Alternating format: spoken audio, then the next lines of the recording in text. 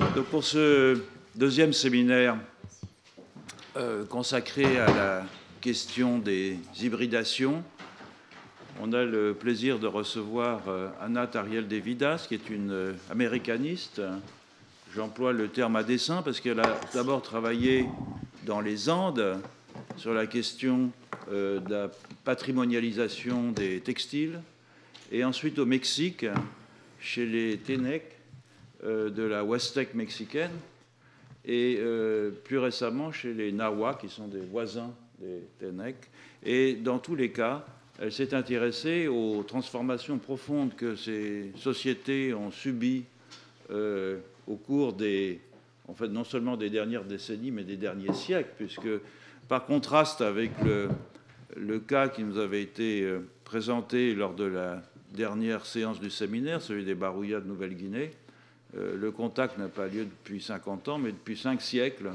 Et donc les formes d'encadrement, à la fois d'ailleurs précoloniales, dans les Andes et au Mexique, encore que les Tenec étaient moins concernés par ça que dans les hautes terres du plateau central du Mexique et puis dans les Andes, les formes d'encadrement, d'abord précoloniales puis coloniales, ont profondément bouleversé, bien évidemment, ces sociétés. Mais ce qui se passe depuis quelques décennies est aussi très notable, en ce sens que des formes d'encadrement de la main-d'œuvre, des formes de colonisation de l'imaginaire, pour reprendre la formule de Serge Gruzinski, qui s'étaient déployées pendant plusieurs siècles, ont tout d'un coup connu une accélération et ont abouti à des formes de... en tout cas un sentiment de dépossession culturelle, et c'est un peu, c'est pas même pas un peu, c'est beaucoup sur ces questions qu'Anat Ariel-de-Vidas a travaillé au cours des dernières décennies. Donc elle a publié plusieurs livres, en particulier une très belle monographie qui s'appelle « Le tonnerre n'habite plus ici », qui est une monographie sur les Tenec de la Huastec, et qui est une très belle description, au fond, de ce sentiment de dépossession. Je te laisse la parole sans plus attendre. Ok, donc merci Philippe de me donner justement l'occasion de présenter mes derniers travaux qui portent sur une thématique qui rejoint donc tout à fait le sujet de ce séminaire. Et avec peut-être cette particularité que je m'intéresse plutôt, comme vient d'être dit, à des Indiens qui ne vivent pas au fin fond de la forêt. Et donc, il s'agit plutôt de collectifs indiens, paysans, au Mexique notamment, qui ont, comme vient d'être dit, expérimenté donc un contact durable avec des populations non indiennes, et ce depuis la conquête espagnole au XVIe siècle. Donc on a une profondeur historique de 5 siècles de rencontres, comme on le disait avec un certain euphémisme quand on célébrait les 500 ans de la découverte de l'Amérique. Et cette profondeur est tout à fait particulière et spécifique au continent américain. On ne trouve pas une telle profondeur ailleurs.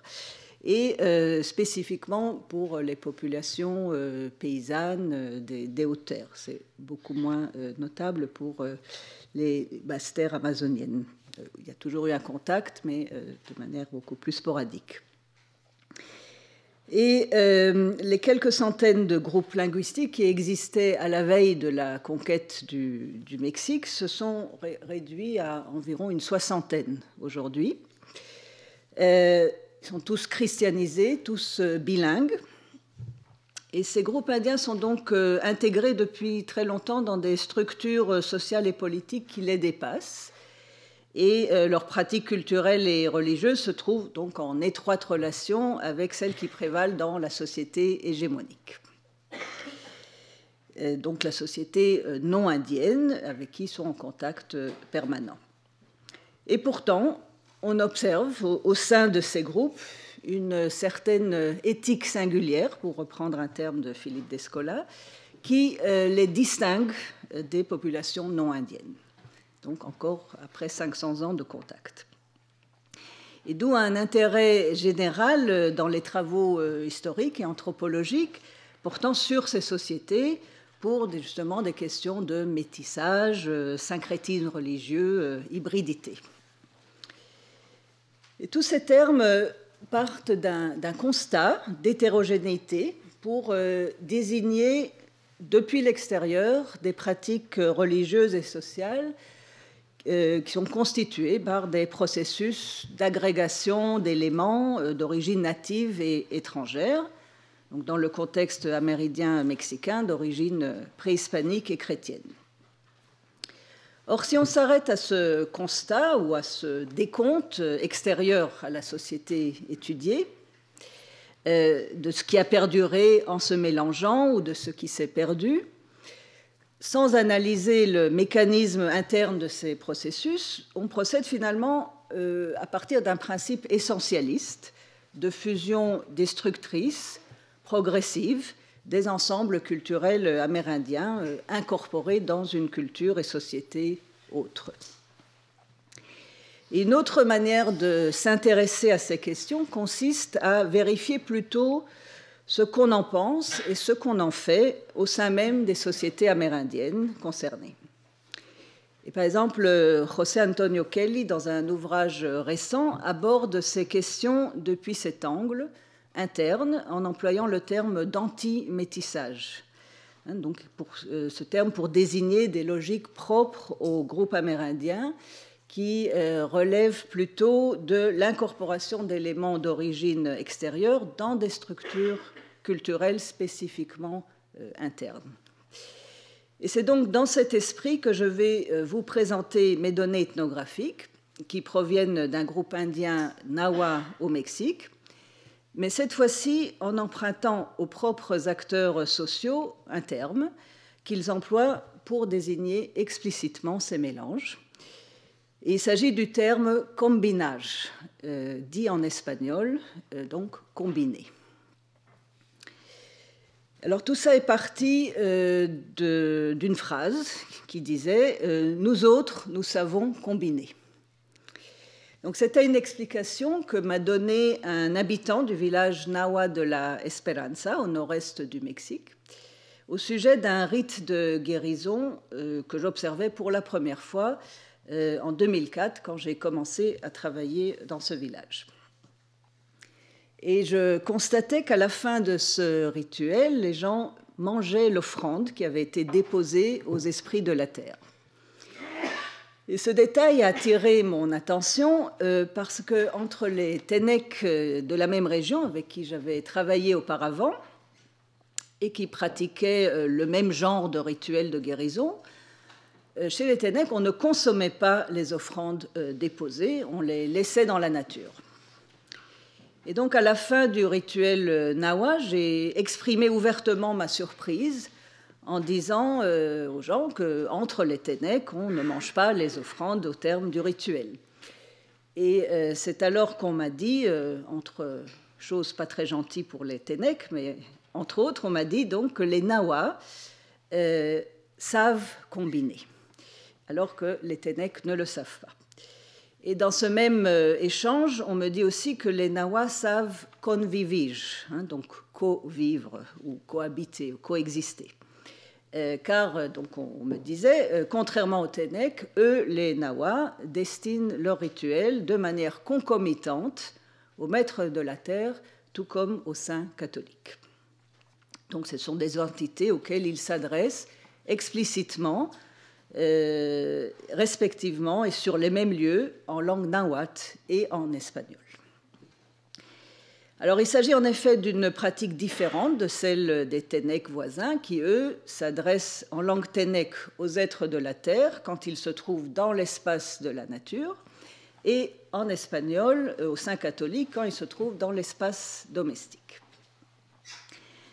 J'ai donc trouvé que ce terme « combiné » était très intéressant car il exprimait une façon locale de se référer à ce qu'on appelle communément, dans notre jargon, le syncrétisme religieux ou encore les phénomènes d'hybridité. Mais contrairement à ces substantifs, donc de termes savants qui ne font finalement que constater un état de fait, d'agrégation d'éléments d'origine distincte, mes interlocuteurs avaient employé plutôt un verbe, donc combiner. Et donc, dans le cas des offrandes autour desquelles ce terme avait surgi, il s'agissait de désigner une action explicite d'assembler, d'organiser et de disposer ce qui avait été classé avant séparément. Et dans le même contexte d'énonciation, mes interlocuteurs avaient rapproché le terme de combinage à celui de convivige, donc coexister, cohabiter. Ils disaient, nous on sait combiner, nous on sait co-vivre. Et du coup, je pouvais légitimement, c'est-à-dire sur une base ethnographique, sonder les liens entre la nature des acteurs sociaux avec qui on coexiste et ces modes de coexistence. Et en d'autres termes, je me posais la question de l'interrelation entre ces deux concepts suggérés localement de combinage et de convivige. Et comment cette interrelation s'exprimerait-elle dans les pratiques? Donc voilà les deux grandes questions que j'essaierai de sonder avec vous aujourd'hui et qui devraient aboutir, si tout se passe bien, à la démonstration de l'éthique singulière qui les sous-tend. Alors, pour nous situer, je travaille depuis plus d'une vingtaine d'années dans la région de la Huastec veracruzaine, au nord-est du Mexique. Plus particulièrement, je mène mes enquêtes dans le district de Tantoyuca, qui est situé dans la plaine côtière de cette région du golfe du Mexique. Le climat est tropical humide. On est à 360 km de Mexico, la capitale fédérale, et à 600 km de la frontière avec les États-Unis. C'est une région multiethnique où cohabitent des populations métisses et indiennes, plus ou moins moitié-moitié. Les groupes indiens, ce sont les Tenec et les Nawa. Ils habitent pour la plupart dans les villages autour du chef-lieu de Tantoyuca, où réside la population métisse, non indienne, ou encore aussi des individus qui sont issus des villages autochtones et qui ont émigré en ville. J'ai d'abord travaillé, comme il a été dit, avec un groupe indien, Tenec, et puis actuellement, et ce depuis 13 ans, avec un groupe indien Nawa, duquel je vais vous parler aujourd'hui. Alors, un peu de vie quotidienne. La population du hameau Nawa de La Esperanza compte 154 habitants, donc c'est une toute petite localité. Ils sont distribués entre 46 foyers. Les adultes de plus de 50 ans sont de manière générale bilingues, donc ils parlent le nahuatl et l'espagnol. Mais actuellement, on ne parle aux enfants qu'en espagnol. Et la plupart des gens, sauf les vieux, parlent entre eux uniquement en espagnol. Donc c'est vraiment la langue quotidienne au village. Et les terres du village relèvent du statut agraire des biens communaux. C'est-à-dire que même si elles sont divisées en parcelles individuelles, elles restent la propriété collective de l'ensemble des villageois et elles ne peuvent être transférées qu'entre eux-mêmes. Et ce système de possession collective, typiquement indien dans ces contrées, comporte certains droits et obligations, notamment celle de fournir la faena, ou le tekitl en nahuatl, qui veut dire le travail hebdomadaire gratuit que doit chaque habitant au bénéfice de la communauté. Donc il s'agit de l'entretien des voies publiques, des services communs tels que l'école, le puits, la chapelle. Alors je reviendrai plus tard sur cette notion de tekitl. Et sur le plan économique, la plupart des habitants se consacrent à l'agriculture de subsistance, donc culture du maïs et haricots, et un peu à l'élevage bovin. Alors la tendance chez les jeunes est de partir vers la frontière états-unienne pour y travailler dans les usines d'assemblage, qu'on appelle maquiladoras. Et donc les vieux disent que les jeunes ne veulent plus travailler au soleil, c'est le terme qui revient. Et certains jeunes, peu nombreux, accèdent aujourd'hui aussi à des études supérieures qui leur permettent d'obtenir des emplois plus professionnalisés.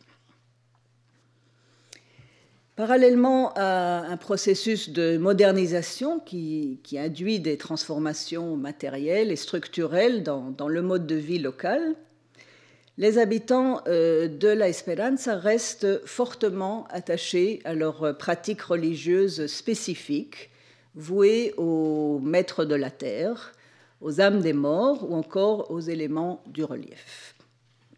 Et ces pratiques s'effectuent tout au long de l'année, en marge de la liturgie catholique, sans pour autant s'en écarter, en tout cas pas du point de vue des participants. Et ainsi, outre les fêtes civiles et celles qui sont liées au calendrier liturgique chrétien, la vie quotidienne des habitants de La Esperanza est marquée par une série de rituels en lien avec les esprits de la terre et qui, pour cette raison, sont nommés trabajos, travail. Il se déroule à différents niveaux, individuels, familial et communautaire. Sur le plan individuel, il s'agit de rites de guérison, de rites de passage, donc rites de naissance et de décès qui s'ajoutent au rituel catholique, et les promesses qui sont faites par les guérisseurs, c'est-à-dire le pacte qui les lie avec l'entité de la montagne proche. Et cette montagne leur donne les pouvoirs curatifs et donc ça comporte des offrandes au sommet par les propres guérisseurs pour continuer leurs promesses, donc au sommet une fois par an. Sur le plan familial, il s'agit des offrandes à la milpa, qui est le champ de maïs, au pré et à la maison au début de l'année civile. Et à ce moment-là, on fait aussi, pour ceux qui en ont, des offrandes au moulin ou au four. Donc ce sont des moyens de subsistance aussi. C'est encore au niveau familial qu'on fait l'offrande du maïs nouveau aux récoltes en automne et les offrandes aux âmes des défunts en novembre. Et sur le plan communautaire, il s'agit de l'offrande collective à la montagne une fois par an, au puits principal, afin qu'il ne tarisse pas à la saison sèche, donc c'est en mai-juin, et évidemment la fête patronale du 15 août, qui mobilise tous les habitants, y compris les émigrants, qui reviennent pour cette occasion. Et pendant cette fête, outre le culte à la Vierge Mère, on peut observer des offrandes opulentes à la terre. Donc là, on voit le rite à la montagne.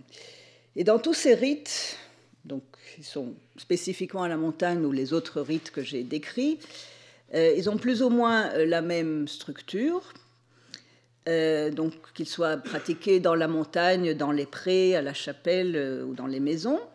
Et dans tous ces rites, l'entité de la montagne est toujours invoquée et vénérée, parce que, selon les habitants, c'est au sommet de celle-ci que s'est produit le miracle de l'apparition du maïs après plusieurs années de sécheresse. Alors c'est un fait intéressant car dans ce village, on réalise beaucoup de rites, mais on ne raconte aucun mythe, sauf un qui est plutôt un récit historique d'un miracle. Alors de quoi s'agit-il ? Donc, selon ce qui m'a été dit au village, ce miracle s'est produit en 1950 précisément, alors qu'une sécheresse terrible s'était abattue sur toute la région. Et c'est alors qu'un personnage arriva au village. C'était un ancien, un sage, un homme-dieu selon certains. Il était originaire d'un village voisin, situé à environ 15 km de La Esperanza. Et cet homme, qui a un nom, Antonio Morales, avait établi que pour faire revenir les pluies, il fallait effectuer une grande offrande au sommet de la montagne proche du village. Donc les habitants qui étaient accablés par plusieurs années consécutives de sécheresse se sont sentis encouragés par ces exhortations et ils ont donc apporté des offrandes au sommet de la montagne et aussi des danses, de la musique, qui ont été enseignés par cet homme. Et subitement, il se mit à tomber du ciel une pluie d'épis de maïs. Et donc par la suite, accompagnés par la musique et les danses, les gens ont emporté ces épis en bas de la montagne, dans le lieu où ils se réunissaient pour prier. Et depuis lors, tous les ans, à la fin de la saison sèche ou au début de la saison des pluies, les habitants de la Esperanza montent au sommet de cette montagne pour y déposer des offrandes. Et c'est fait pour que les pluies tombent et que les récoltes de maïs soient satisfaisantes. Et à partir de ce moment, selon le récit, se sont développés au village la musique, les danses, ainsi que tous les rites que j'ai évoqués. Alors, pour comprendre ce récit, j'ai fait parler les gens et les archives, ce qui m'a permis d'établir une relation entre une catastrophe naturelle, une crise culturelle et les mécanismes sociaux qui ont été mis en œuvre pour y faire face. Alors, je vais essayer de résumer cela brièvement. Il y a eu en effet une grave sécheresse dans la région qui s'est abattue dès 1940 et qui a duré jusqu'en 1951. Et c'est donc durant cette période que nombre d'individus ont dû partir du village pour trouver du travail et se procurer du maïs. Et c'est à ce moment-là que les vieux d'aujourd'hui situent leur apprentissage de la langue espagnole et aussi, surtout, leur confrontation directe avec le monde métis, non-indien. Il raconte par exemple que les riches, c'est-à-dire les non-indiens de la région, ont profité de la pénurie pour vendre aux gens de la Esperanza leur surplus de maïs à des prix exorbitants. Et c'est quelque chose qui me rappelle souvent, donc c'est quelque chose qui a été très fort pour eux. Et par ailleurs, cette longue sécheresse s'est produite de manière simultanée avec deux processus déterminants pour l'histoire régionale sur le plan historique et religieux. Du point de vue politique, cette période voit le début de la modernisation de cette région rurale, qui était jusqu'alors très reculée, à travers l'établissement progressif de la présence de l'État, donc post-révolutionnaire.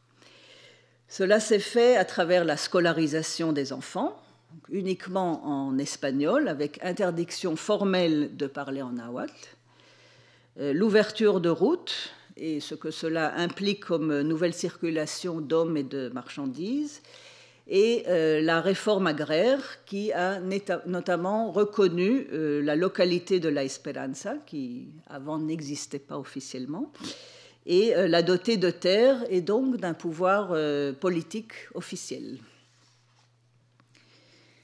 L'autre processus déterminant s'est passé sur le plan religieux.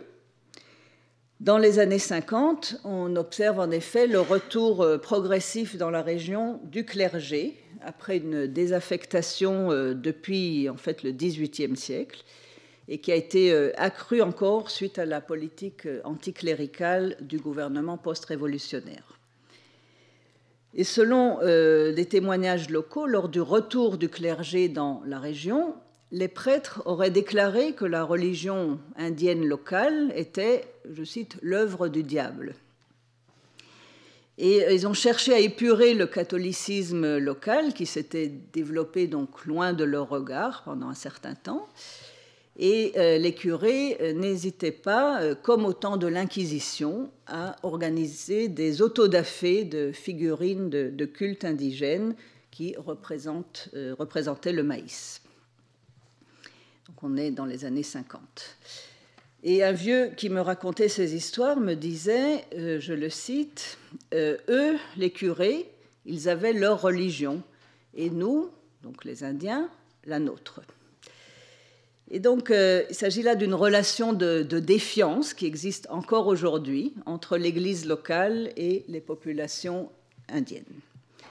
Et par exemple, en 2004, lorsque j'accompagnais pour la première fois, pour moi, les gens du village pour célébrer le rite au sommet de la montagne, on me demanda de ne pas aller raconter au curé de la ville ce que j'ai pu observer au sommet de la montagne. Donc la création du rite au sommet de la montagne de la Esperanza semble avoir plusieurs arrière-plans, climatiques, ecclésiastiques, interethniques et agraires. Alors il reste à évoquer aussi quand même l'arrière-plan symbolique. Le récit du miracle dans la montagne de la Esperanza semble en effet renvoyer à un mythe mésoaméricain très connu et décliné en maintes variantes à travers toute cette ère culturelle, et qui concerne l'origine du maïs qui a été obtenu dans une montagne, au travers d'éléments, le tonnerre entre autres. Mais au village, rien n'a été dit sur ce point. Donc ça, c'est ma propre interprétation. Alors, quoi qu'il en soit, la sacralisation de la montagne de la Esperanza semble avoir couronné culturellement une suite d'événements fondateurs de cette localité. Donc l'ouverture au monde extra-communautaire, l'apprentissage de l'espagnol, une reprise d'un contact ambivalent avec l'Église et la reconnaissance par l'État des limites précises de la localité et de l'intégration de celle-ci dans des structures étatiques plus vastes. Et ce moment de crise sociale et économique des années 50, qui a marqué une rupture avec le passé, mais aussi un nouveau départ plus institutionnalisé, aurait donc induit une production culturelle porteuse d'identification collective locale. Et la sacralisation de la montagne semble avoir servi non seulement à faire venir la pluie et le maïs, mais aussi à la construction symbolique de l'espace communautaire en pleine mutation.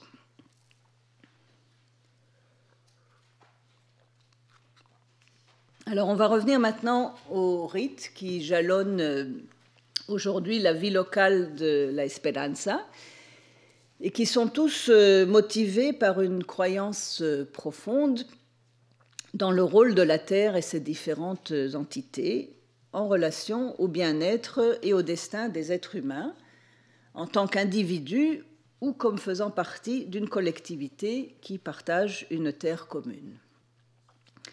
Alors on va regarder de plus près le fonctionnement des rituels de guérison. Ces rituels se fondent sur une conviction selon laquelle la Terre est peuplée par les tepas, c'est des êtres présolaires ou préhumains, qui sont les maîtres ou les gardiens de la Terre. Et si les humains commettent un écart, ces tepas leur renvoient des maladies sous forme d'effroi, qui fait perdre une partie de l'âme et qui déséquilibre l'organisme. Alors, pour récupérer l'âme perdue, on fait des purifications thérapeutiques, c'est-à-dire ce qu'on appelle localement les limpias, et c'est-à-dire selon la situation, le guérisseur va effleurer le corps du patient avec du feuillage, un œuf ou une poule, ou avec des bougies. Et donc, il va faire ça dans la maison, face à l'autel domestique, où siègent les images catholiques. Et on va ensuite dans le fourré, ce qu'on appelle le monte, pour déposer une offrande aux êtres de la terre. Et pour pacifier les tepas, maîtres de la terre, on leur offre un coq et une poule qu'on a d'abord employés donc, pour les purifications thérapeutiques. Et ces volatiles doivent provenir du village, c'est-à-dire de la basse-cour, et non d'un élevage en batterie qui provient de l'extérieur. Donc on a un petit principe d'autochtonie ici. Et ces volatiles sont plumés par la suite et sont préparés avec une sauce et des condiments pour en faire des grands tamales. Les tamales, c'est des boules de pâte de maïs qu'on fourre de viande, et on va cuire à l'étuvée dans des feuilles de bananier. Et avant de préparer les éléments de l'offrande ou avant de les emporter dans le monte, dans le fourré, on les dépose, on les présente toujours sur le sol devant l'autel domestique où se trouvent les images des saints catholiques. Et dans tous ces rites, on observe le même type d'arrangement spatial dual entre le haut et le bas. Donc on a l'autel domestique et le sol devant l'autel, ainsi que le même ordre et agencement structuré des éléments de l'offrande. On a toujours de l'eau et des fleurs, des bougies de paraffine qui sont destinées aux saints catholiques, et des bougies de sebo qui est un mélange de suif et de stéarine. Et ces bougies-là sont destinées à la terre. On a toujours au moins 4 grands tamales qui contiennent chacun respectivement les moitiés de la poule et les moitiés du coq sacrifiés pour ce rituel. On a des fruits et légumes cuits qui proviennent des terres du village. Donc, souvent, on a des christophines, des bananes plantains, des courges, manioc, patates douces. Et aussi toujours des produits transformés ou manufacturés qu'on obtient en ville. Du café, du pain, des biscuits, du tabac, des cigarettes, de l'eau de vie, de la bière, des sodas et de l'encens. Et tous ces éléments composent l'offrande, mais ils y sont déposés séparément. On ne mélange pas tout. Alors il y a là un principe de fusion dans un seul espace rituel d'éléments d'origine diverses et considérés comme tels, mais qui sont toutefois distingués selon leur provenance et aussi leur destinataire. Les saints, me dit-on, sont nourris par les prières, l'encens et les flammes des bougies de paraffine. Il exige comme culte des veillées, des messes et des dévotions, alors que les tepas sont considérés plus gloutons. On leur propose alors des festins qui reprennent les menus des repas festifs des humains, donc les grands tamales considérés comme une nourriture locale typique, très appréciée, de la bière, de l'eau de vie, du tabac et des douceurs. Et alors, les mets exquis qui ont été déposés dans l'offrande sont finalement partagés entre humains et êtres de la terre, car à la fin du rituel, toute cette offrande est consommée par les participants, qui sont des parents et voisins invités à accompagner, dans ce cas, qui est un rite de guérison, ce qu'on voit dans la photo, qui donc ont accompagné le patient dans le monte, dans le fourré. Et on a donc un principe de convivialité à travers la commensalité. Et on me dit, les tepas sont comme nous, ils aiment la bonne nourriture. Et il faut dire que le terme convivir, donc co-vivre, dans sa traduction en nahuatl, se dit sentika tutlacuatse, qui veut dire manger ensemble. C'est-à-dire convivre, ça veut dire toujours manger ensemble. Ce n'est pas seulement coexister. Alors, non seulement les mets de l'offrande sont déposés de manière duale, mais les offrandes se déroulent toujours en binôme. C'est-à-dire, dans un premier temps, dans la maison du patient, face à l'autel domestique, où se trouvent donc les images saintes catholiques, mais où on dépose aussi des mets pour la terre sur le sol devant l'autel. Et dans un deuxième temps complémentaire, aussi dans l'espace du monte, du fourré, qui peut se trouver donc au sommet de la montagne, sur un chemin, dans le pré, etc., donc selon le rituel. Et là, on déposera des mets pour la terre, mais on va aussi déposer de manière momentanée aussi une petite croix et une petite image sainte. Et un guérisseur me disait que le dépôt des offrandes dans 2 endroits permet la communication entre les lieux, domestiques et extérieurs, ainsi qu'entre les différentes entités sollicitées, et que c'est ça qui va permettre la réussite du rituel. Et par ailleurs, et pour la même raison, les spécialistes rituels parlent alternativement l'espagnol et le nahuatl pour communiquer avec les êtres de la terre, tout comme avec les saints catholiques, et ceci dans les deux lieux, l'espace domestique et celui de la nature.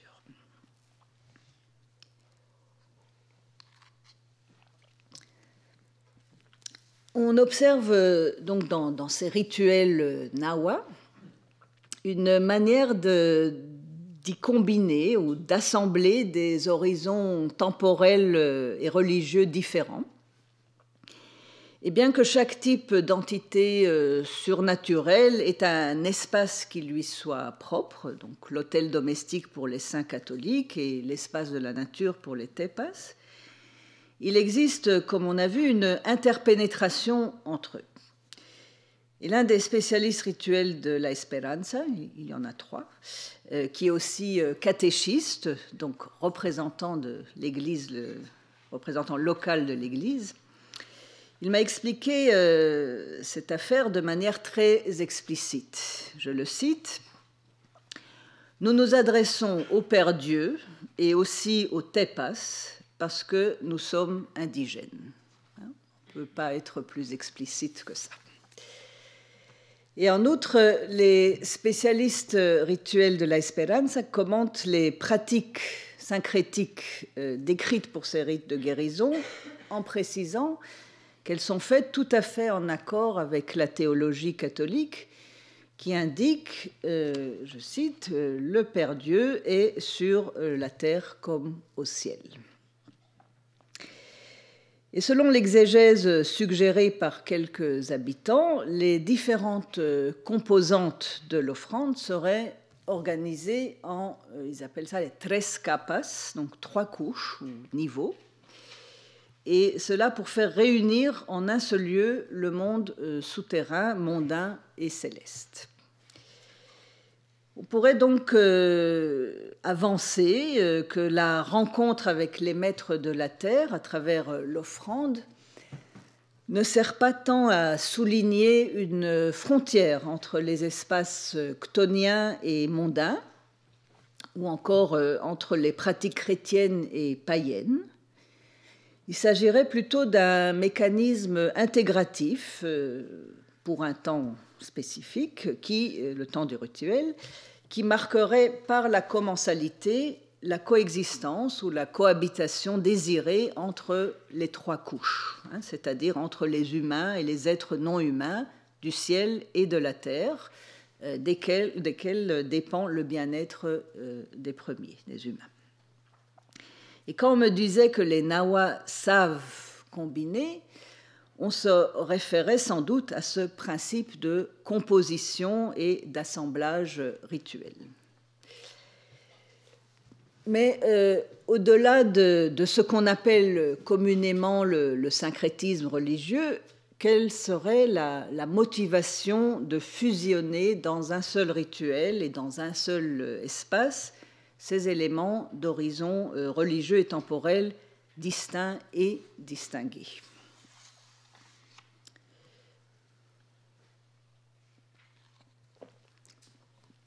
Donc, pour comprendre le fonctionnement de ces pratiques, il est important de souligner que les spécialistes rituels considèrent qu'en déposant les offrandes, ils travaillent avec les entités non humaines environnantes. Et il ne s'agit pas donc d'un face-à-face, d'une confrontation.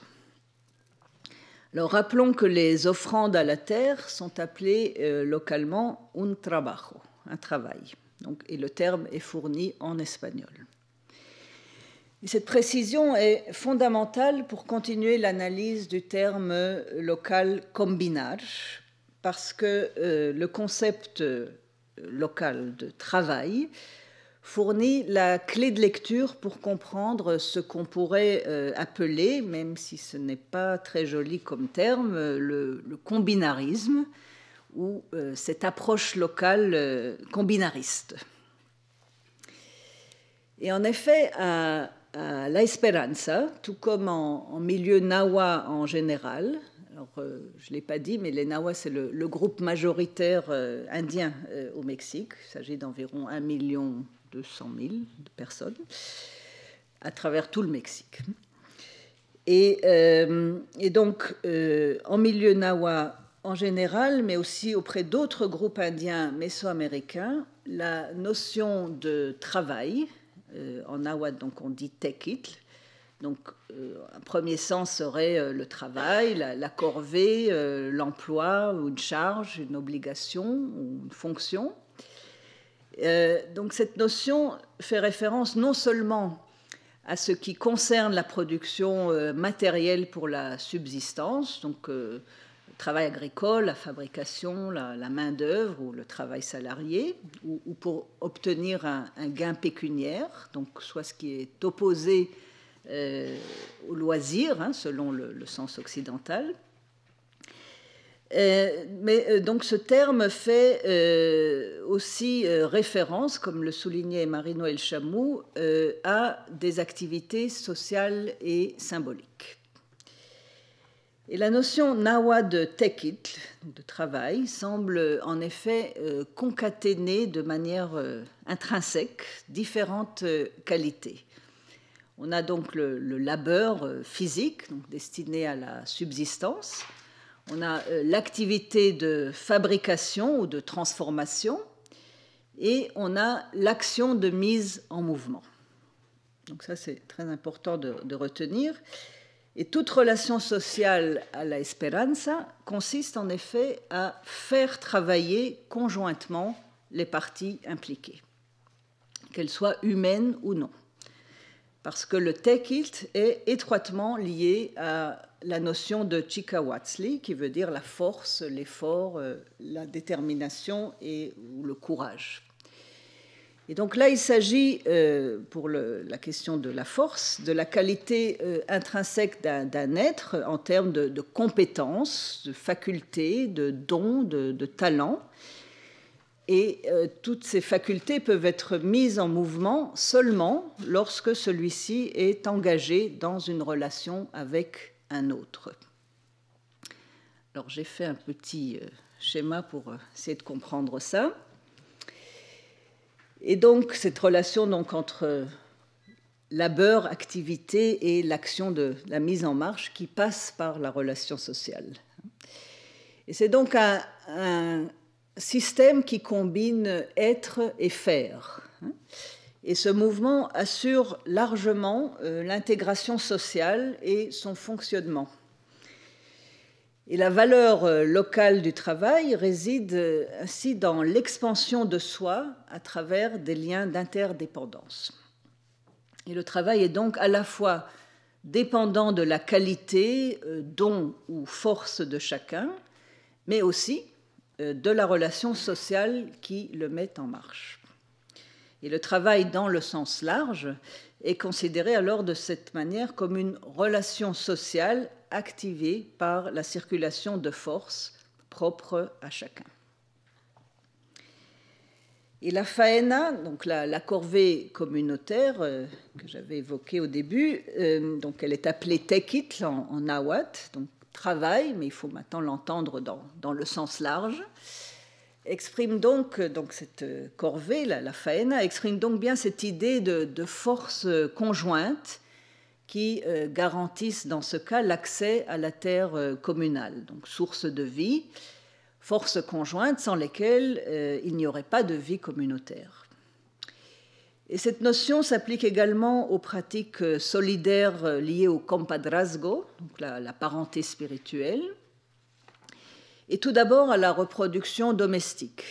Par exemple, lorsqu'un couple est harmonieux, on dit des conjoints qu'ils travaillent bien ensemble, ce qui veut dire que les époux investissent au sein de leur unité domestique du travail et ils font circuler des efforts ou leur force, Chikahuatzli. Et ils font circuler ça à travers leur échange réciproque.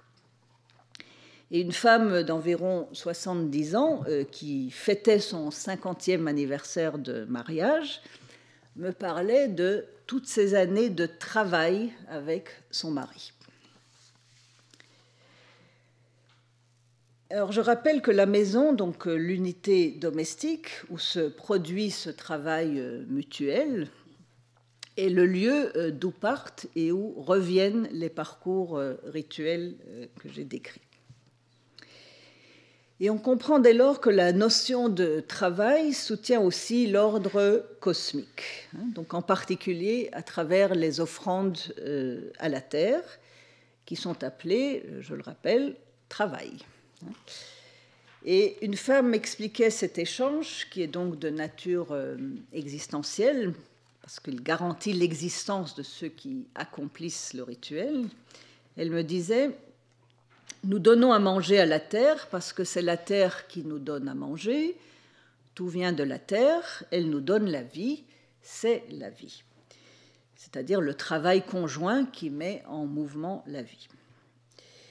Et le travail de toute entité humaine et non humaine, accompli au moyen de l'effort individuel et de l'échange constant de ces forces, consiste donc en ce qui maintient réciproquement le fonctionnement des relations sociales et donc le fonctionnement du monde. L'activation du travail force, qui exprime donc la notion locale des relations sociales, s'applique ainsi dans les pratiques rituelles à la Esperanza, en intégrant les entités non humaines dans la sphère du social. Autrement dit, la notion locale de travail-force consiste à étendre aux non-humains le système local du lien social. Alors, il faut souligner à ce propos que cette question des offrandes, qui sont donc un travail de mise en mouvement conjoint de forces humaines et non humaines, ces offrandes sont au cœur de l'identité ethnique des gens de la Esperanza, ou en tout cas de leur manière de voir la différence entre eux et les non-indiens environnants. Et je cite là les paroles de Tonia, qui est une jeune femme d'une vingtaine d'années, et elle me disait la différence entre les gens métis, donc les non-indiens, et les gens des villages, donc les indiens, se situe surtout autour des rites de guérison, les travaux, donc les rituels à la terre, et les offrandes. Eux, ils disent que c'est de la sorcellerie, mais nous avons la foi.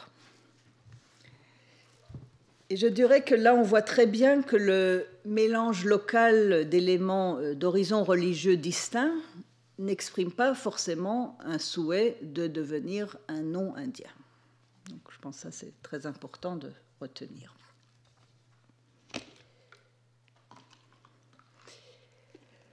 Alors, l'acception large du terme nahuatl de travail permet de comprendre non seulement la nature de la relation entre les humains, mais aussi celle qui se tisse entre eux et les autres existants. C'est le travail conjoint, la fusion des dons-forces de chacun, humain et non humain, selon ses compétences, qui va contribuer à la réussite du rituel. Et plus que le don et le contre-don, il s'agirait ici plutôt d'un principe de fusion de dons. C'est le don plus don, dans les deux sens du terme, donc d'aptitude et de présent, qui active la communication et la coopération. Et c'est ça qu'on combine. Le travail rituel consiste à combiner les aptitudes des humains avec celles des non-humains, et chacun gagne dans cet échange. J'ai un collègue, Péric Pitrou, qui travaille pas loin au Mexique, à 1000 km au sud. Alors lui, il a une interprétation qui va dans le même sens, mais pas tout à fait. Donc c'est intéressant d'échanger avec lui. Parce que lui, Péric Pitrou a introduit la notion de coactivité, que je trouve très intéressante, sauf que les données ethnographiques qu'il a récoltées ont permis de voir cette coactivité à travers tout un principe de mimétisme entre humains et non humains pour faire travailler les entités non humaines, donc les humains mimétisent ce qu'ils souhaitent recevoir de la part des entités non humaines. On a un autre auteur qui s'appelle Roger Magazine qui a travaillé aussi dans ce sens, mais là uniquement au niveau social, il n'y a pas de non-humain dans son terrain. Mais bon, donc on a de plus en plus de monographies au Mexique cette idée de la question du travail qui est latente chez les deux auteurs que j'ai mentionnés. Mes données de terrain sont beaucoup plus explicites dans ce sens, donc ce qui me permet donc de développer ce que je vous présente. Voilà, donc il y a toujours, je pense, chez tout le monde, cette idée de take it, qui est déclinée dans différentes langues mésoaméricaines et qui est mise en avant, oui ou non, par les propres acteurs sociaux. Alors, j'arrive maintenant à la dernière partie de mon exposé pour vous présenter très brièvement comment ces mêmes principes de combiner co-vivre en faisant circuler le travail-force de chacun s'appliquent également dans la vie politique et sociale de cette communauté, donc sur le plan collectif. Et on peut voir cela, par exemple, à travers la fête patronale du 15 août, qui est vouée à la Vierge de l'Assomption. Et je vous présenterai un petit film à la fin pour illustrer tout ça. Alors, c'est une fête qui dure 9 jours, pas seulement le 15 août, mais les 8 jours avant. Elle est très complexe, il y a des tas de rituels différents qui s'y déroulent dans des lieux distincts. Il y a le puits, la chapelle, les limites du village, la montagne. Il y a des danses féminines et masculines, il y a de la musique traditionnelle, des fanfares. Tout le monde participe selon ses compétences, donc hommes et femmes, qui sont donc les membres de la communauté.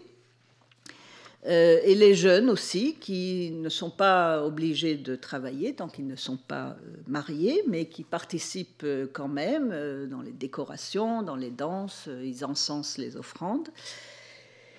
La fête est régie par 2 comités, féminin et masculin. Alors, il n'y a pas dans ce village le système de charge ni de mayordomia, qui sont des systèmes d'organisation sociale traditionnels en Mésoamérique. Mais chacun paye une cotisation et tout le monde participe dans le cadre de la faena, donc le take it, donc le travail communautaire. Donc pendant les 9 jours, tout le monde doit faire ce travail. Et pendant tout ce temps des 9 jours, les 2 catéchistes du village, donc les représentants, enfin qui sont aussi spécialistes rituels, mais qui sont aussi représentants de l'Église, prient à l'intérieur de la chapelle. C'est une expérience très dense, très intense pour tout le monde, y compris pour l'anthropologue qui essaye d'être partout en même temps. Alors j'ai participé à plusieurs fêtes pour commencer à y voir un peu plus clair. Et alors donc de la même manière que les rituels domestiques individuels et familiaux mobilisent le travail des guérisseurs et l'effort de la famille pour faire circuler les forces de tous ceux qui sont impliqués, humains et non humains, donc les 3 couches dont on a parlé, céleste, mondaine et souterraine, et tout ça pour le bien-être individuel et familial. Donc de la même manière, la fête patronale reproduit le même schéma sur le plan collectif. Et pendant la fête, les gens disent qu'ils ne sont presque pas chez eux, à la maison, puisque, je cite, « tout est suspendu en faveur de la chapelle ». Et donc, si tous les habitants travaillent conjointement et collectivement pour la fête, ils ne travaillent plus au sein de leur unité domestique, mais au sein de la chapelle, qui sert alors de foyer pour tous pendant ces 9 jours. Donc le foyer dans les 2 sens du terme, donc la maison, mais aussi dans le sens de focalisation. Et c'est à partir de la chapelle où l'on dépose une offrande au pied de l'autel que se font les rituels trabajos au puits et à la montagne. Donc l'autel de la chapelle servant alors comme point de départ et de retour de ces rituels. Et le même principe de binôme qui se trouve à l'arrière-plan de tous les rites de guérison individuels et familiaux s'amplifie alors sur le plan collectif dans un seul rituel qui est la fête patronale.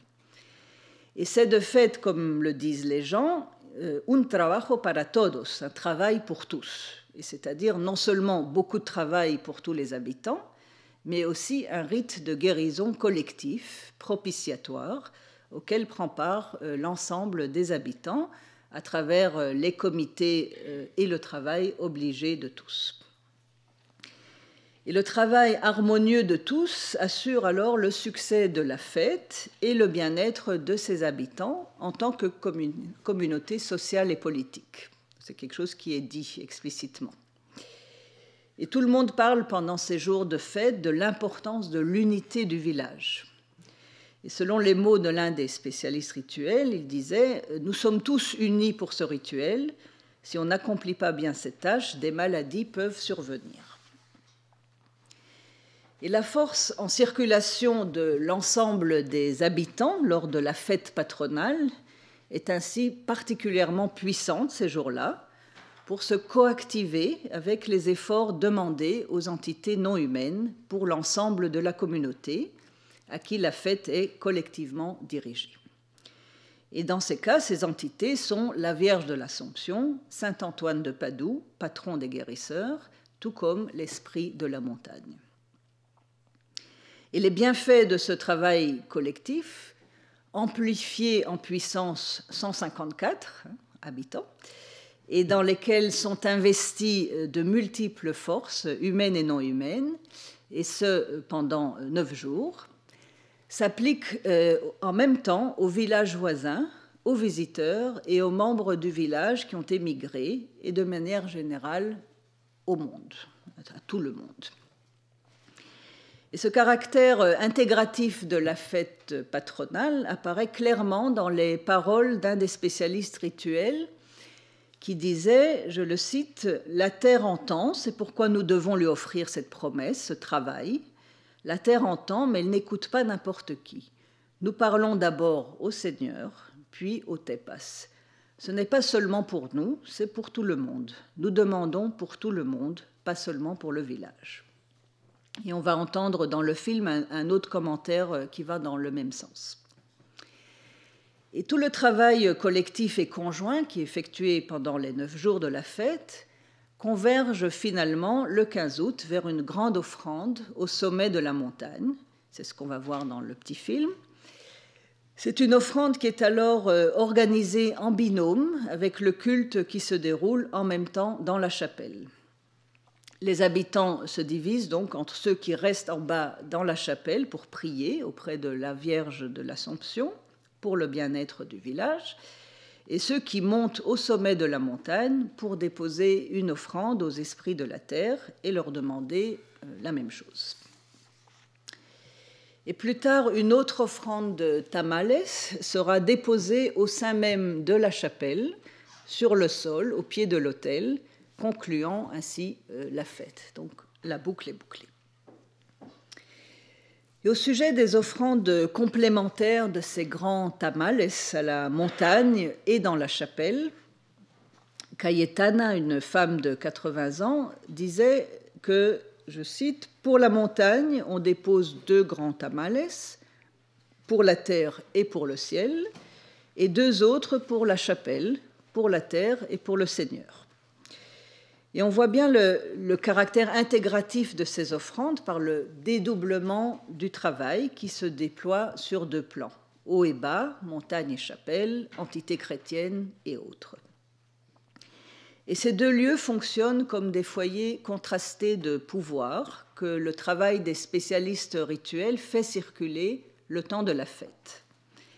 Et par exemple, les pétards qui sont lancés d'en haut, quand on arrive au sommet de la montagne, informe ceux qui sont restés prier dans la chapelle en bas que l'acte de l'offrande va commencer.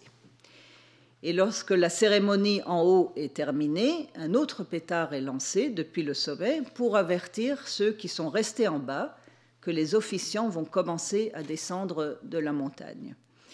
Et quand les personnes qui étaient au sommet de la montagne reviennent du rituel, ce sont les autorités politiques du village qui viennent les accueillir en fanfare en bas de la montagne. Donc ça montre bien l'aspect aussi politique de l'affaire. Alors les pétards lancés du sommet de la montagne sont donc des signes sonores du travail rituel, et ils établissent la communication entre les deux travaux, efforts, qui se font simultanément dans les deux lieux, montagne et chapelle, emplis de pouvoirs de multiples natures dont dépendent le bien-être collectif et la marche de la vie. Et d'ailleurs, on me dit à ce sujet, la chapelle et la montagne, c'est la même chose, on prie en bas alors que les autres montrent et font des offrandes en haut. Alors, je vais commencer à conclure. Avec ces commentaires et pratiques, il devient clair, je l'espère, que le binôme haut-bas, montagne-chapelle n'implique aucune hiérarchie ou préférence entre les niveaux, mais qu'il confirme plutôt qu'il s'agit là de foyers de puissance hétérogènes qui sont coactivés grâce au travail simultané des humains.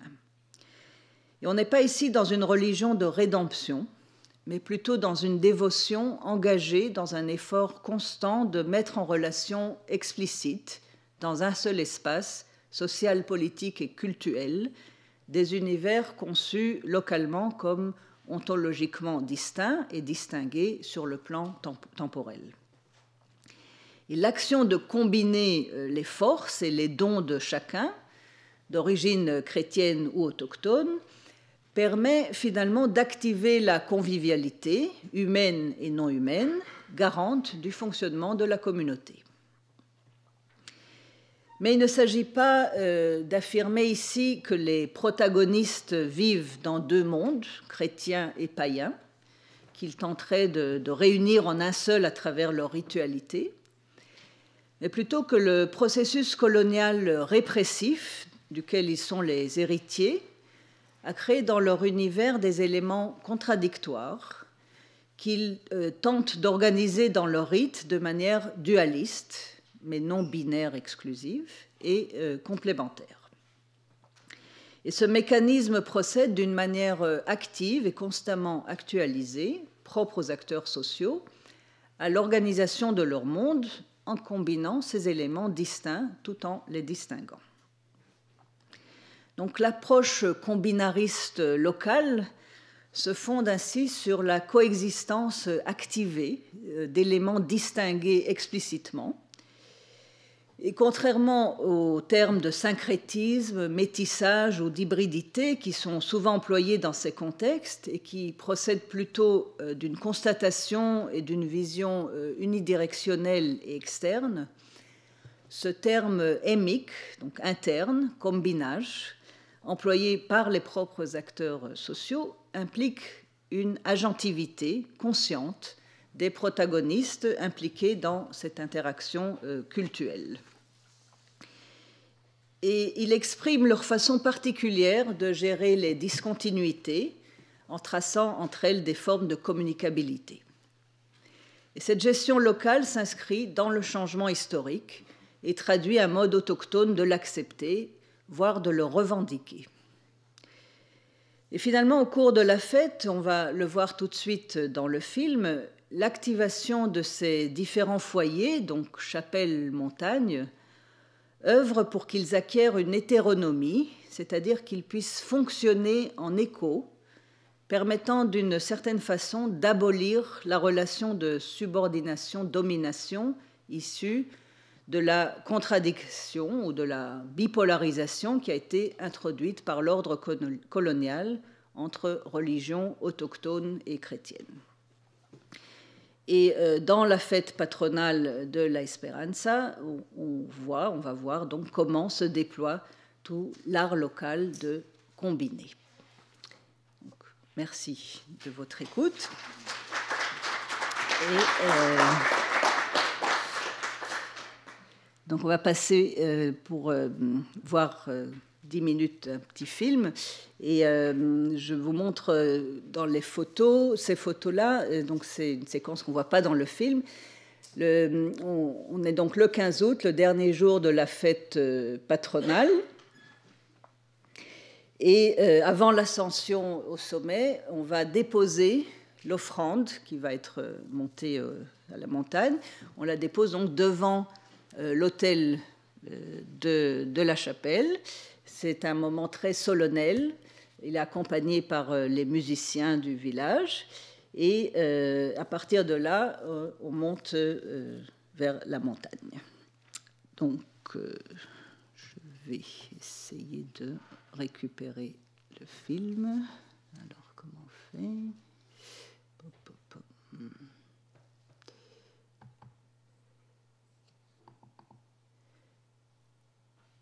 Alors, suspense.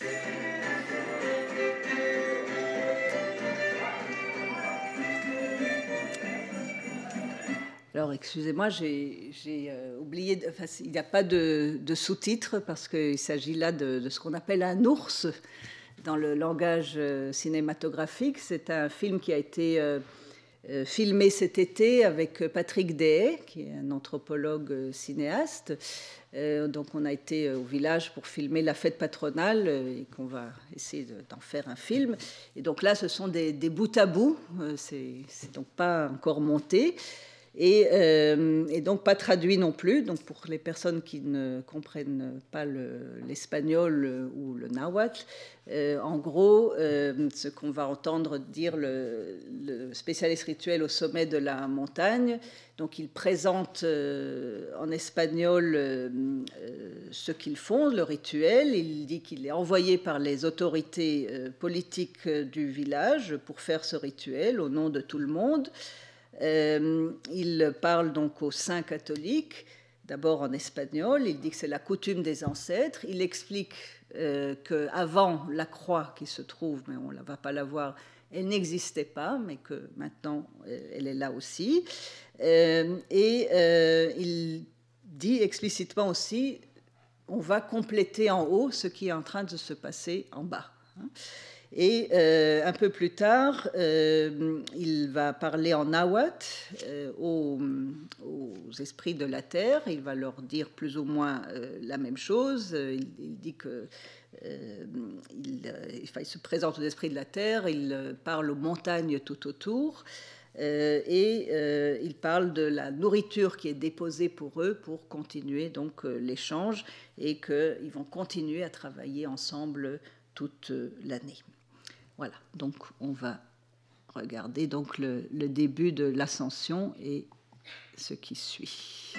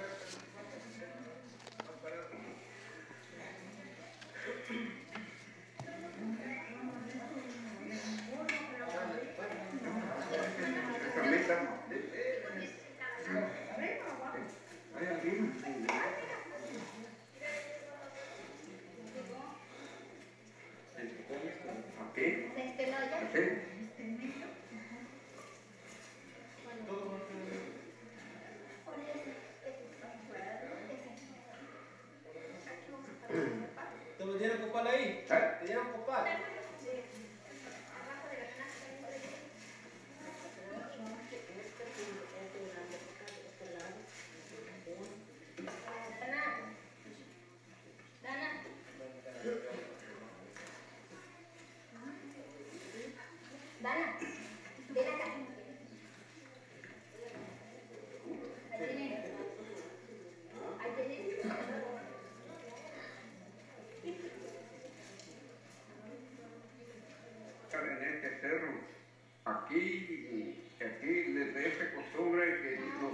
dejaron los padres, los abuelitos. Lo hicimos también después, antes no había pero como ahora le doy muchas gracias lo que me visitan. Aquí vamos a probar una probadita de nos vamos a completar ya, así. Y así, Padre, Señor San Antonio de Padua, tú eres mi jefe, tú eres mi patrón, tú eres que da mi don para defender a la gente, para enfrentarme con el reino de la tierra, en el nombre del Padre y del Hijo y del Espíritu Santo, y amén. Y así, Padre, Señor San Antonio de Padua, aquí le mandaron la gente, en el poblado de la Esperanza, en mi rancho, aquí, yo como somos a mandar en este mundo, para curandero, para defender, para enfrentarme con el Señor bueno de la tierra. Aquí estoy presente en este glorioso día 15 de agosto, que estoy juzgando nuestro promete en el sur del poblado. Aquí, Padre San Antonio de Padua, escúchame y que me lo recibe, y que lo recibe ese Señor, que salga muy feliz, muy triunfante, para que mañana pasado que no hubo, o no hemos venido, o no hemos comprado, Padre. Así me mandado toda la gente, las autoridades, Padre mío, y así todos mis hermanitos, todos los jovencitos, que me ha acompañado, Padre, aquí, todos, aquí, como en la iglesia, como piden los asambleos, no nomás para la esperanza. Si aquí esa oración, y se hace en general para toda la gente que nos visite, que no nos visite. Por eso pedimos la bendición, podemos el favor con el Padre, porque así es, porque no se conoce, Padre mío. Por eso yo que me mandaron la gente aquí, pues ese se pide para todo el mundo, una bendición. Cada quien por donde quiera tiene que ser puesta libres, caminos libres. Cada quien que no sea una desgracia en su camino, en su carrito. Así se pide. Y por eso me han mandado que así. Sí. Ahora, en náhuatl. No se llama Juan, que tiene a Juan, te vamos a estar mexicano, la gente mexicana, hasta que hermanitos, a Dios, que me bendiciones, que entregas, que me cutlawis, que no se te castigan, ni que me casé barrido, porque aquí haces a Juan de Tastecmen, le Juan de Tepechanes, que son inventados aquí, Cerro, La Esperanza, ese es inventado.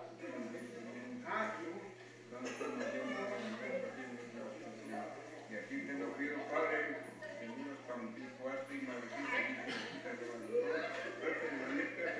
una bendición, donde sea la tranquilidad, la felicidad,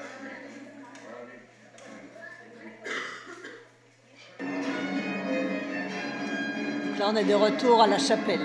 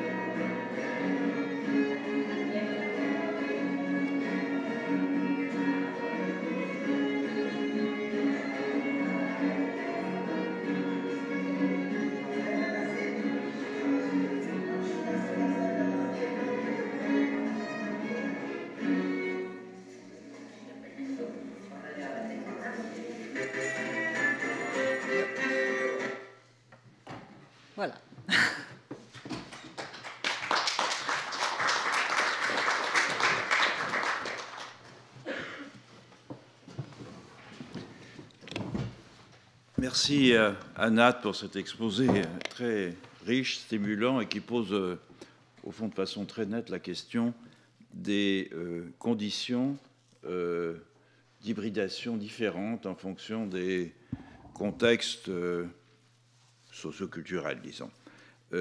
En t'écoutant, j'avais presque constamment à l'esprit la monographie de Nathan Wachtel, que tu connais bien sûr, sur les Chipayas de Bolivie, pour différentes raisons, mais en particulier parce que Nathan Wachtel décrit dans les rites que les Chipayas, qui sont une petite population isolée dans les hautes terres de Bolivie, et qui ont une vie rituelle intense dans laquelle sont combinés, exactement comme dans ce cas ici, des saints, des santos, qui sont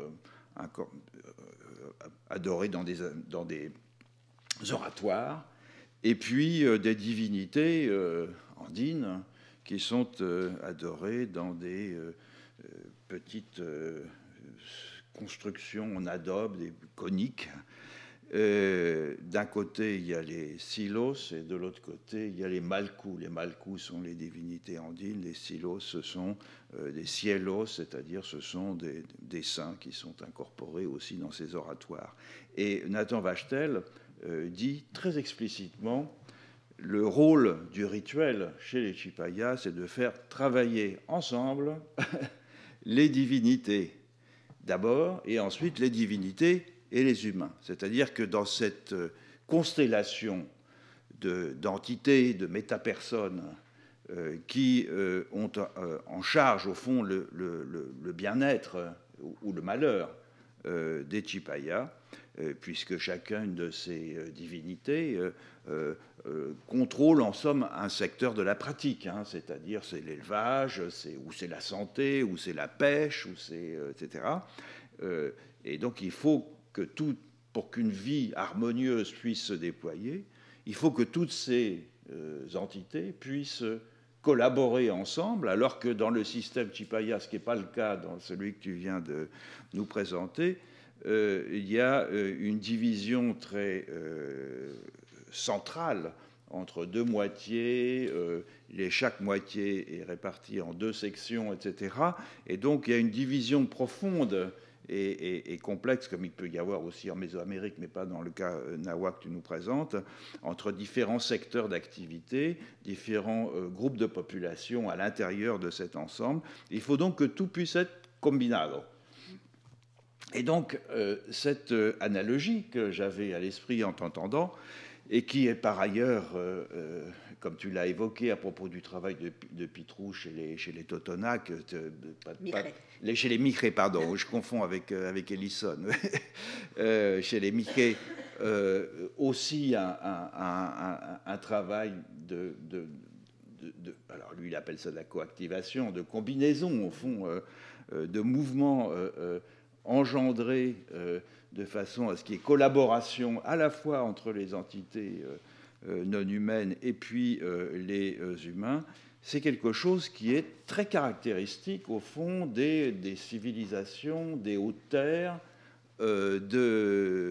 d'Amérique du Sud, dans la zone andine, et du Mexique et d'Amérique centrale.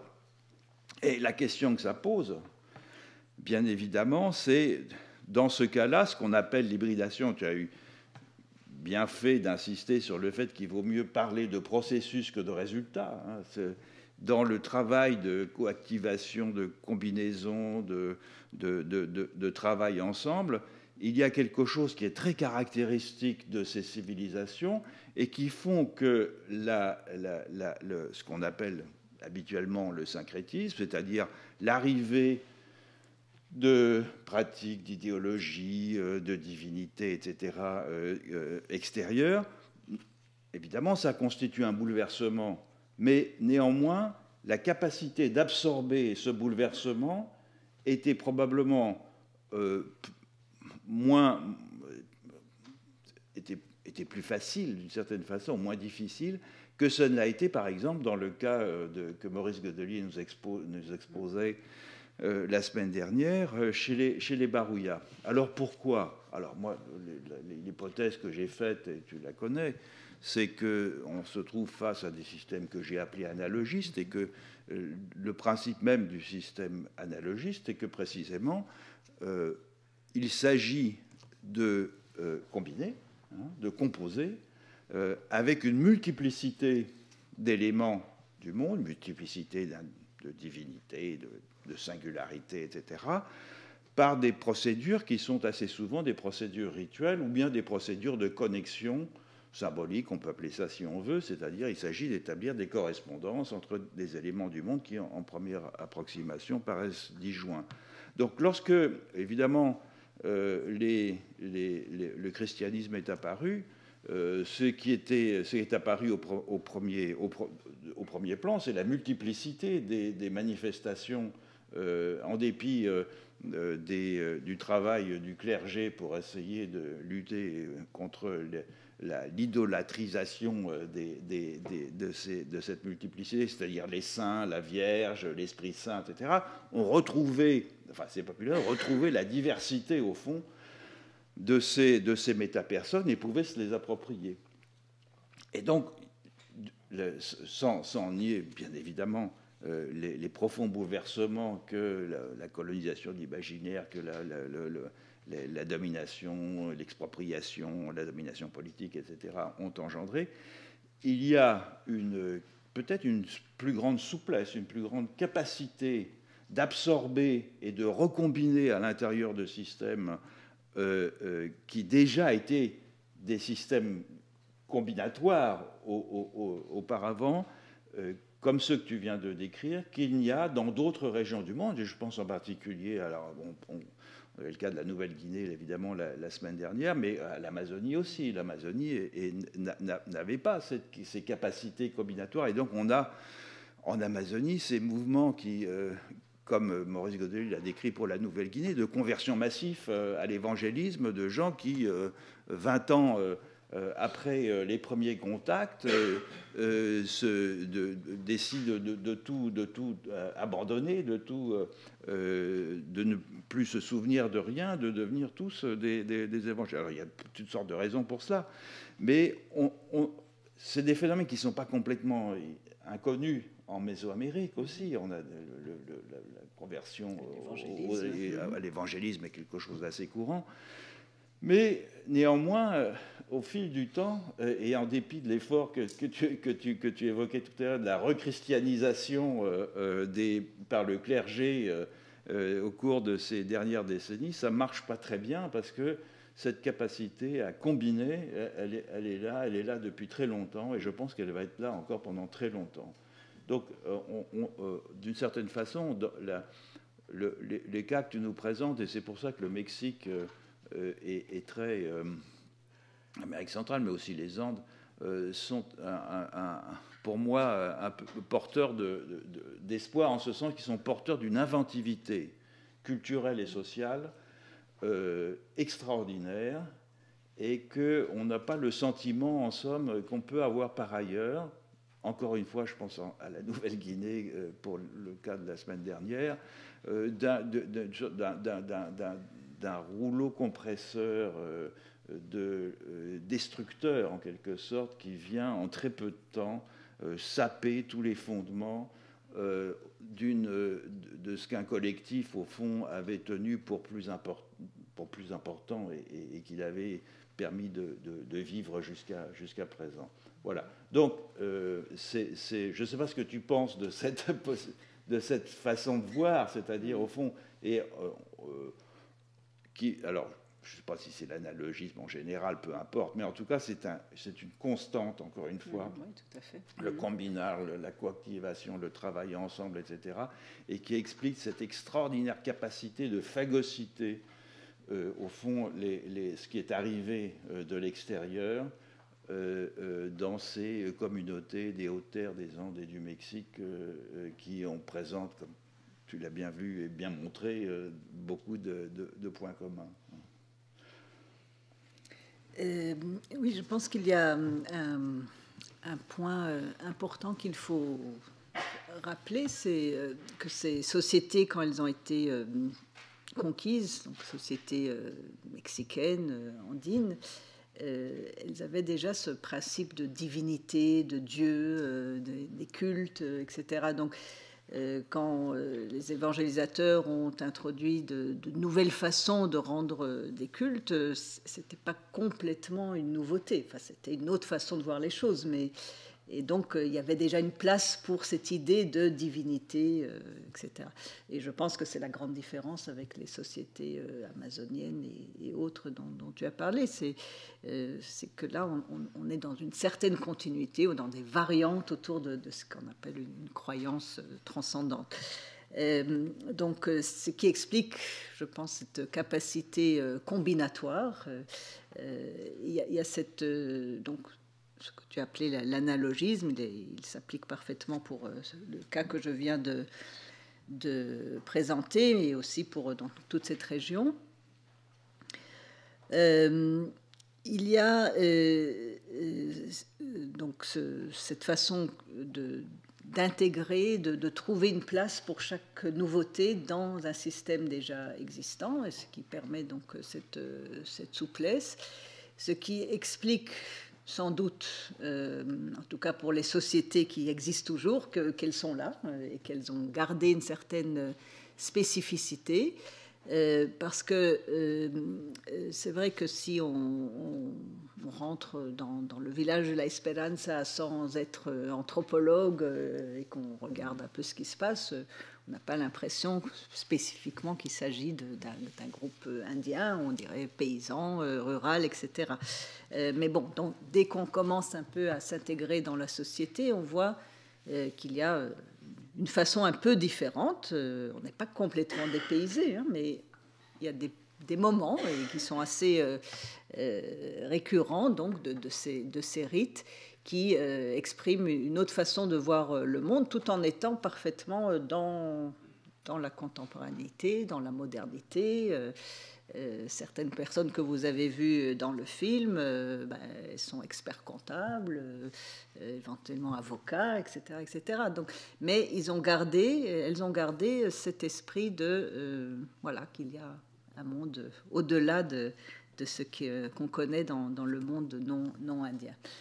Alors, je dirais qu'il y a, si ces sociétés ont gardé cet esprit pendant plus de 5 siècles, il y a peut-être quand même un certain danger, parce que, ou peut-être pas un danger, mais il y aura, à mon avis, une transformation qui va se faire, parce qu'il y a de moins en moins d'agriculteurs, de paysans. C'est-à-dire que toute cette relation qu'on a avec les entités de la terre, on donne à manger à la terre parce que la terre nous donne à manger.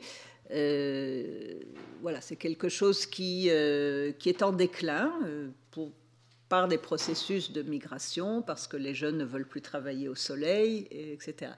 Mais les jeunes actuels, en tout cas, reviennent pour la fête patronale. Donc c'est encore quelque chose qui est important pour eux.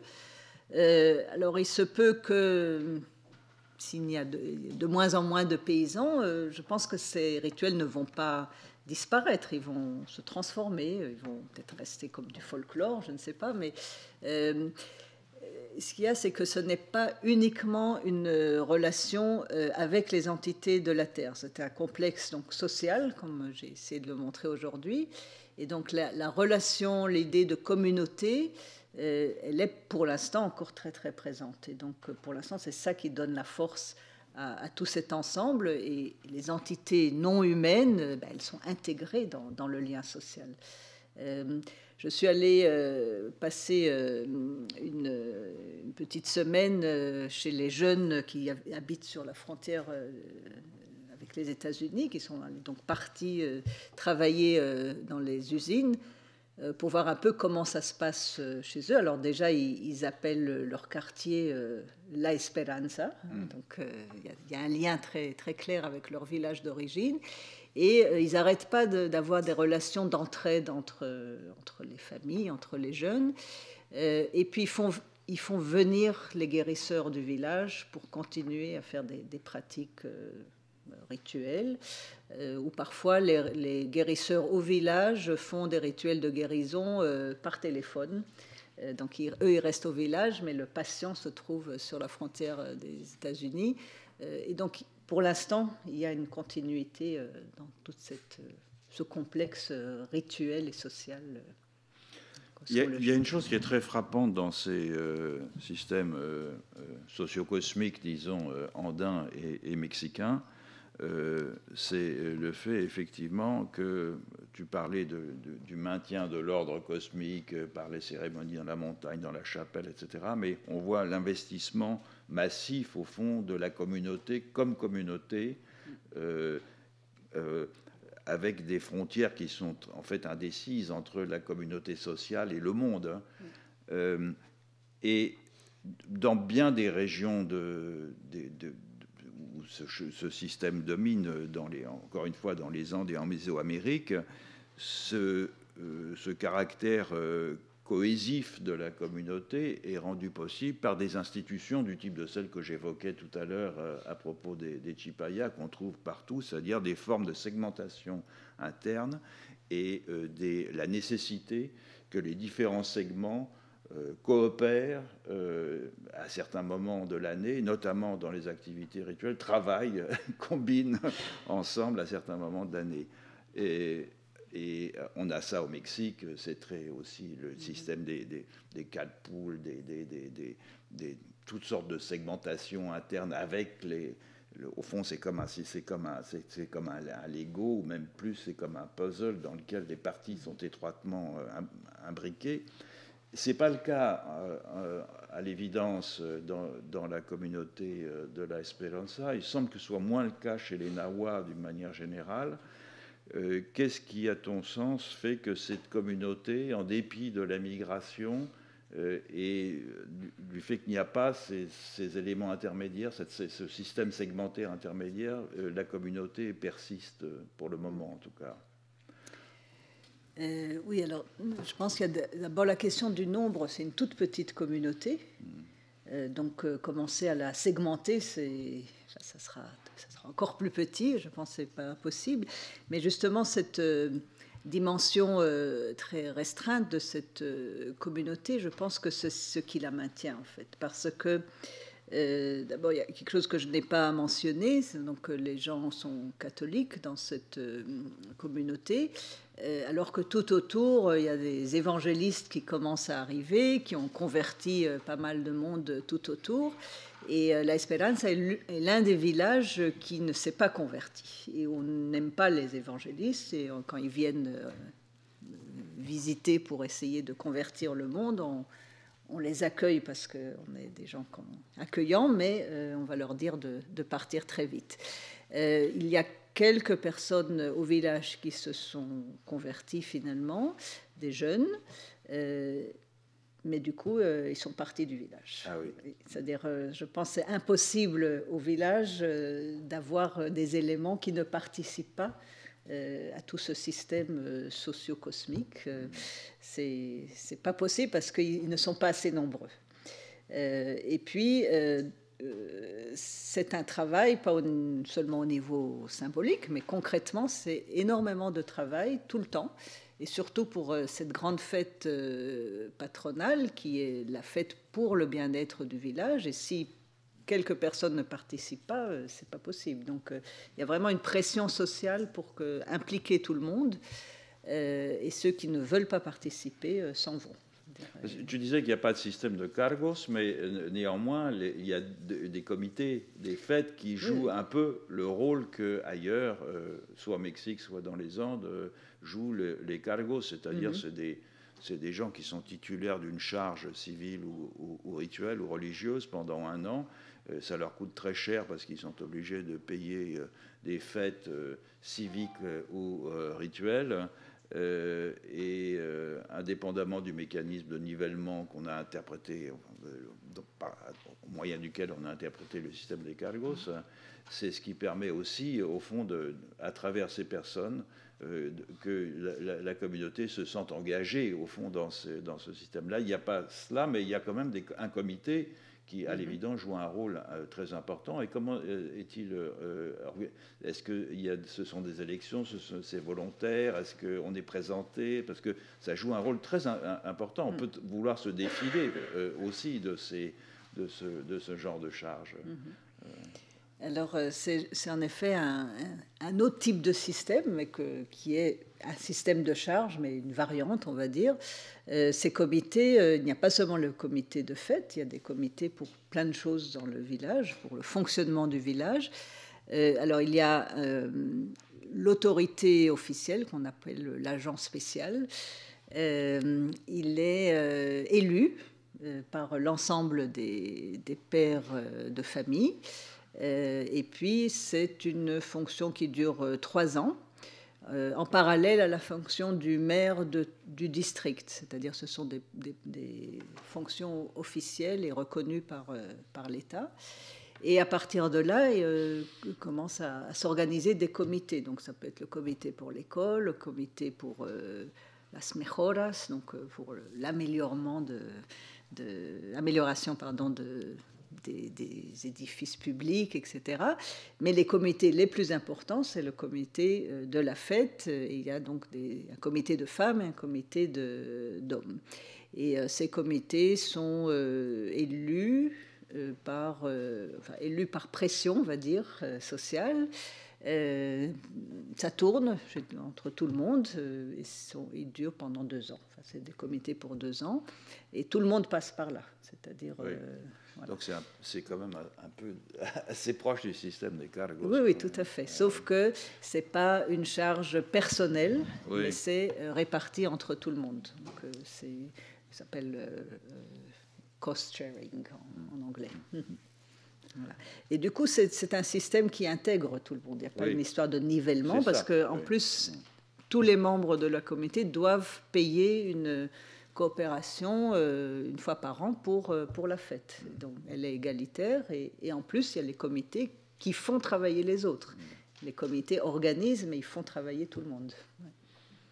Donc, c'est vraiment un système intégratif. Je ne vais pas monopoliser les questions. Je pense qu'il doit y en avoir, oui.